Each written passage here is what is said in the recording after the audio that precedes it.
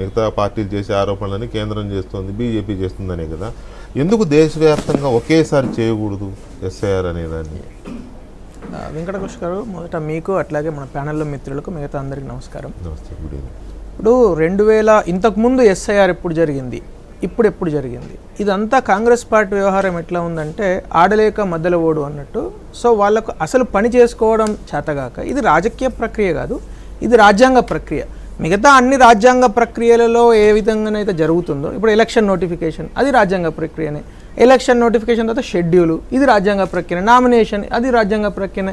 మరి దాని మీద లేని ప్రాబ్లము సడన్గా ఎస్ఐఆర్ పైన ఎందుకు వచ్చింది?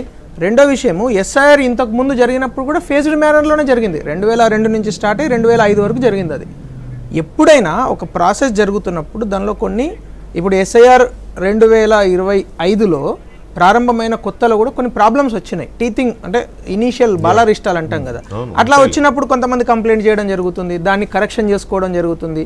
అనేక సార్లు పర్సనల్గా సిఈసి అంటే చీఫ్ ఎలక్షన్ కమిషనరు మీడియా ముందుకు వచ్చి ఈ ప్రాబ్లమ్స్ ఈ విధంగా రెక్టిఫై చేశామని అనేక సందర్భాలలో వారు ప్రెస్ మీట్ పెట్టి చెప్పడం కూడా జరిగింది. ఇన్ఫ్యాక్ట్ మన హైదరాబాద్లో రవీంద్ర భారతిలో కూడా వారు వచ్చి ఒక పెద్ద మీటింగ్ పెట్టారు.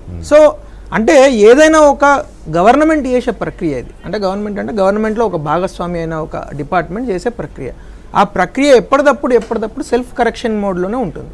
సో మీరు అన్నట్టు ఎందుకు ఒకటేసారి ఎందుకు జరగట్లేదు అనే దానికి సమాధానం ఏంటంటే, ఎప్పుడైనా సరే అది ఫేజ్డ్ మేనర్లోనే జరుగుతుంది. ఎలక్షన్సే ఒకసారి జరగవు కదా సార్.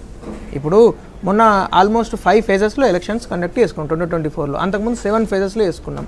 సో సిమిలర్లీ దానికి వేరియస్ లిమిటేషన్స్ ఉంటాయి ఒకటేసారి చేయడానికి. టెక్నికల్ లిమిటేషన్స్ కావచ్చు, మీరు ఇందాక ఇంట్రొడక్షన్ చెప్తూ మీరు అన్నారు కదా, కొన్ని ఎంప్లాయ్మెంట్ అంటే మానిటరింగ్, బేసిక్గా ఎంప్లాయీస్ కింద బిఎల్ఓలు రాష్ట్ర ప్రభుత్వం నుంచి వచ్చిన ఓవరాల్ మానిటరింగ్ గ్లిచెస్ వస్తాయి. ఇప్పుడు ఈరోజు తెలంగాణలో దాదాపు 25% బిఎల్ఓలు సరిగ్గా పనిచేయట్లేదని మనం రోజు పేపర్లో చదువుతున్నాం. సో దాన్ని ఎవరు మానిటర్ చేయాలి? ఎవరో ఒకరు మానిటర్ చేయాలి. సో ఆ డిపార్ట్మెంట్ వల్ల లిమిటేషన్స్ ఉండొచ్చు. సో వేరియస్ రీజన్స్ వల్ల కొంత ఫేజ్డ్ మేనర్లో చేయడం అనేది ఎఫిషియెంట్గా అనేది వాళ్ళు మానిటరింగ్ ఇదిగా ఉంటదనేది పెట్టుకున్నారని, ఎఫెక్టివ్ గా మానిటర్ చేయాలి కదా. ఎగ్జాక్ట్లీ. ఎందుకంటే ఇప్పుడు నేను మీకు 2 ఎగ్జాంపుల్స్ చెప్తాను. 90 లక్షల ఓట్లను మొట్టమొదటగా చేసినప్పుడు మిస్ మ్యాచ్ వచ్చింది, మ్యాప్ కాలేదు అనేది మనం బెంగాల్లో ఇక్కడ ఈవెన్ తెలంగాణలో దాదాపు 90 లక్షల ఓటర్లను మ్యాప్ చేయలేకపోయాం ఫస్ట్ విడతలో అనేది మనం మీడియా ద్వారా తెలుసుకున్నాం. ఆ తర్వాత ఇప్పుడు దాన్ని అంతా మ్యాప్ చేయాలి కదా, అదొక ప్రక్రియ కదా. బెంగాల్లో అట్లనే జరిగింది, తమిళనాడులో అట్లనే జరిగింది. తమిళనాడులో దాదాపు 97 లక్షల ఓట్లను ఫస్ట్ విడతలో మ్యాప్ చేయలేకపోయారు.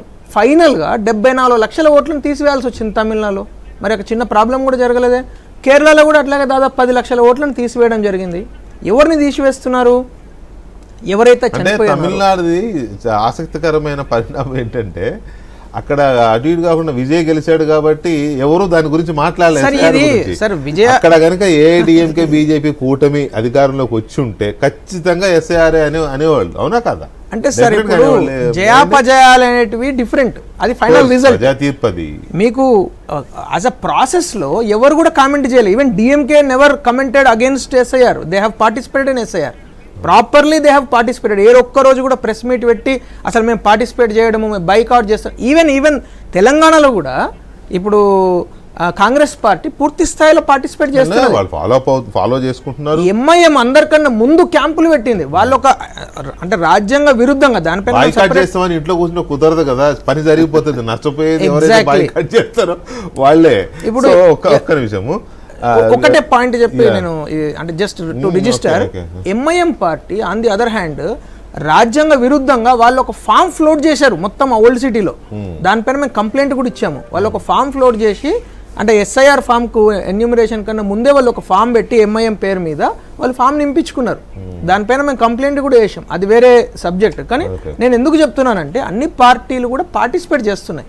కాకపోతే ప్రజలను భయపడబెట్టి దాన్నే ఒక నెరేటివ్గా తయారు చేసి, ఒక ఎజెండా పాయింట్గా తయారు చేసి బీజేపీ పైన బట్టగాల్చి మీదేయాలి. ఇది వాళ్ళ యొక్క ఎస్ఐఆర్ మీద ఉన్న మెయిన్ అలిగేషన్ ఏంటి? ఒకటి, మీరు ఎట్లాగూ ఇప్పటివరకు మీ పార్టీ రాహుల్ గాంధీ గారు కానీ